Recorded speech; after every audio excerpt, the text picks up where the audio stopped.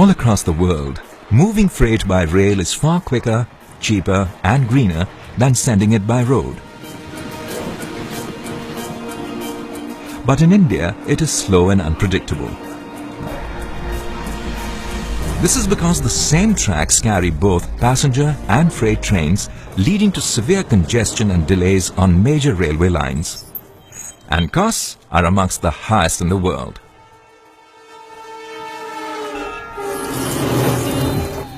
As a result, most of India's passengers and the bulk of its freight goes by road. But now, things are set to change.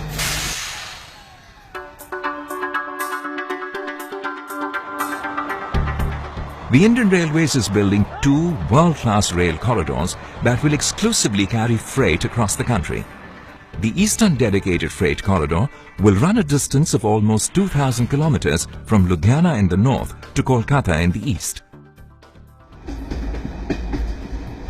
This electrified freight-only corridor will pass through the states of Uttar Pradesh and Bihar, bringing jobs and much-needed development to some of India's poorest regions. Construction of this new double-track railway line will ease pressure on existing tracks and transform the way goods are moved along one of India's busiest routes. The corridor is being built using state-of-the-art technology and modern management and procurement approaches on a scale that is unprecedented in India. For the first time in the country, rails of a quarter-kilometer long are being laid using the latest automated technology.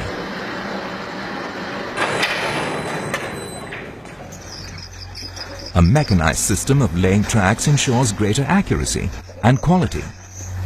While existing methods in the country manage a daily average of just 100 meters, the corridor is being extended by almost 1,500 meters every day. As you know, DFC is the mega infra project undertaken by Government of India, and it was launched with the technology that we will segregate freight traffic from the passenger traffic. Today, the average speed of the freight train is around 25 kilometers an hour, which certainly can be raised to 70 kilometers an hour after completion of dedicated freight corridor. Apart from being much faster, the freight-only corridor will make the movement of goods much cheaper and more efficient. Waiting time for wagons will be reduced and transit time will be down to a third.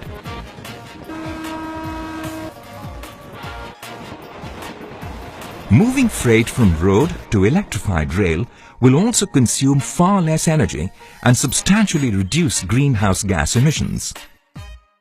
First of all, freight on rails is much more efficient than freight on trucks, which is where much of the freight goes now. It's more reliable, produces fewer greenhouse gases, less pollution, uses less diesel fuel. By building this project and moving the transport from the roads to the rails, India will not just be more efficient, but also more environmentally friendly. The corridor will make industries more competitive, manufacturers will be able to meet the tight delivery schedules demanded by export markets on time, and the Make in India initiative will receive a boost. With freight travelling along different lines, passenger services in the densely populated Lower Ganges Basin will also improve, benefiting large numbers of low-income travellers who rely heavily on the railways for affordable travel.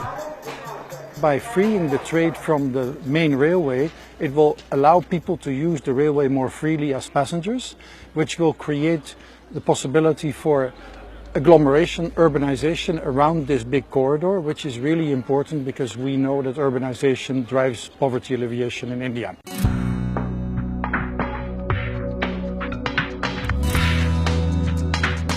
The experience gained in implementing a project of such magnitude and complexity will enable the Indian Railways to create one of the largest freight operations in the world.